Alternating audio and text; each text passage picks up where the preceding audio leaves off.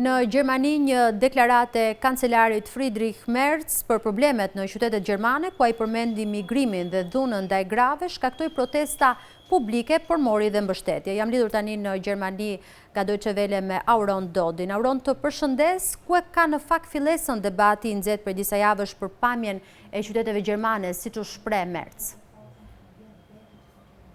Përshëndetje. Debati pasionant për pamjen e qyteteve gjermane filloi me një deklaratë të kancelarit Friedrich Merz në një konferencë shtypi në Potsdam në 14 tetor.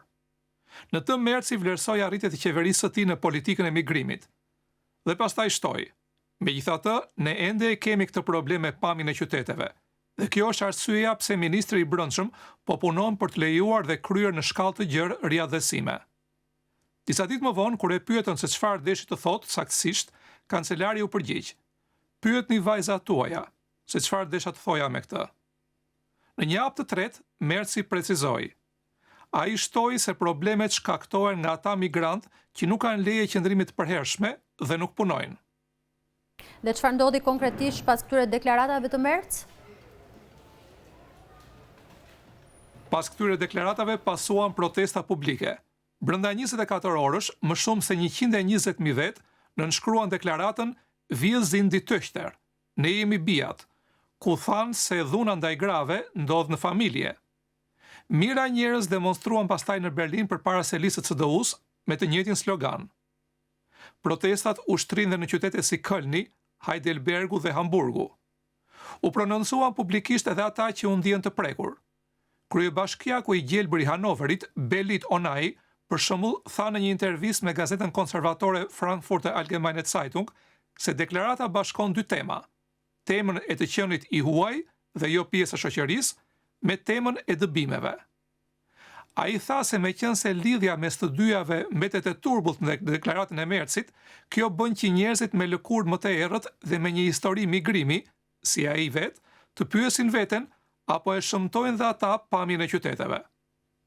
Nga skena kulturore, një reper me origjinë turke publikoi një këngë që u bë hit në mediat sociale. Në ta i thot: "Jo, jemi të mirë, jemi pastruesit tuaj." Një deklaratë e tij dhe të gjitha reagimet përpasoj nuk ndalen. Pse me kaq pasion edhe pas sqarimeve që bëri kancelari Merz? Siç e thash, kritikat u shkaktuan nga ajo që u ndjeh si aludim se grupe të caktuara të popullsisë e ndikojnë negativisht pamjen e qyteteve. Një sociologe, Nina Perkovski, shpjegoi në rrjetin televiziv ARD se termi pamje e qyteteve perceptohet si eufemizëm për praninë e dukshme të njerëzve që nuk i shohin si gjerman. Sociologë të tjerë theksuan se ka njerëz me origjinë migrantësh që ndihen të huaj në vendin e tyre në Gjermani. Por nga 83.5 milion banorë të Gjermanisë, 21.2 milion kanë origjinë migrimi, do me thënë ata ose prindërit e tyre kanë marrë shtetësinë gjermane në të kaluarën, kurse 14.1 milion vetë në Gjermani janë plotësisht shtetas të huaj. Fakt është se për shkak të zhvillimit demografik në Gjermani, imigrimi do të jetë i nevojshëm dhe në të ardhmen. Megjithatë, është e pamohueshme se migrimi shkakton dhe fërkime, dhe politikanëve u duhet të merren me këtë temë. Disa njerëz deklaruan në media se Merzin e njihnin si kancelar të gjithë gjermanëve. E qartë, në fakt ka një bazë objektive pas këtyre deklaratave të Merz, Auron? Një sondazh i televizionit publik ZDF tregoi se 63% e popullsisë në Gjermani e mbështet deklaratën e Merzit. Kjo nuk të çudit kur deklarata prek një fakt, se ambientet të caktuara në disa qytete gjermane, për shembull stacionet e mëdha të trenave, sheshe të caktuara, kanë probleme me sigurinë. Por se nga vjen pasiguria, për këtë në Gjermani ka mendime të ndryshme, siç e treguan dhe protestat publike. Edhe revista e televizionit publik gjerman Tagesschau 24 konkludoi se në realitet ekzistojnë dy çështje: çështja e sigurisë dhe perceptimi i njerëzve me origjinë migranti. Politikanë të njohur, si politikani i gjelbër Cem Özdemir, thanë se problemi qëndron më pak në përmbajtjen e deklaratës sesa në formën se si u shpreh. Sipas Özdemirit, Merzi duhet kishte folur më shumë për zgjidhjen e problemit të migrimit pa rregullt. Özdemiri bëri thirrje për një debat mbi sigurinë. Politikani i gjelbër pranoi se frika nga krimi, veçanërisht në transportin publik, për shembull natën, është reale, dhe e thonë shumë njerëz: veçanërisht femra. Ai kërkoi që politika të merret me këtë.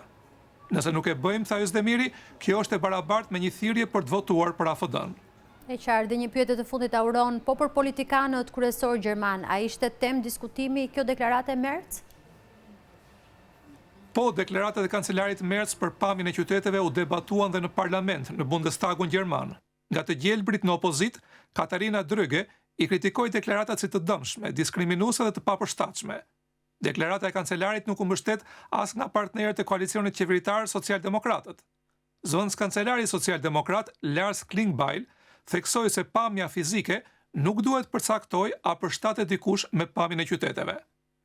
Por Jens Spahn, që kryeson grupin parlamentar të CDU-s, partia e Merzit, argumentoi se pasojat e migrimit pa rregullt janë të dukshme dhe të pamohueshme.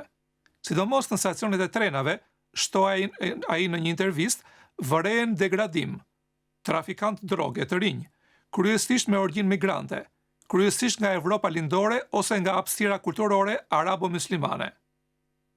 Temën e preku ndonse jo drejt për drejt edhe ish kancelarja Angela Merkel. Ajo citoi për këtë në Bonn nga libri i kujtimeve të saj. Veçanërisht për politikën ndaj refugjatëve, tha ajo, duhet vepruar me ndershmëri për sa i përket temës dhe me moderim në ton. Gjithsesi, reagimet në Gjermani tregojnë se çështja e migrimit mbetet polarizuese. Partia e kancelarit CDU bën çdo përpjekje për të mos ia lënë temën e migrimit partisë kryesisht të ekstremit të djathtë AFD-s, e cila kërkon një Gjermani tjetër. E gjitha ndodh në një kohë kur rinjallërimi i ekonomisë gjermane meriton shumë vëmendje. E qartë, Auron, të falenderoj për raportimin dhe për analizën që përcollet. Të përshëndes.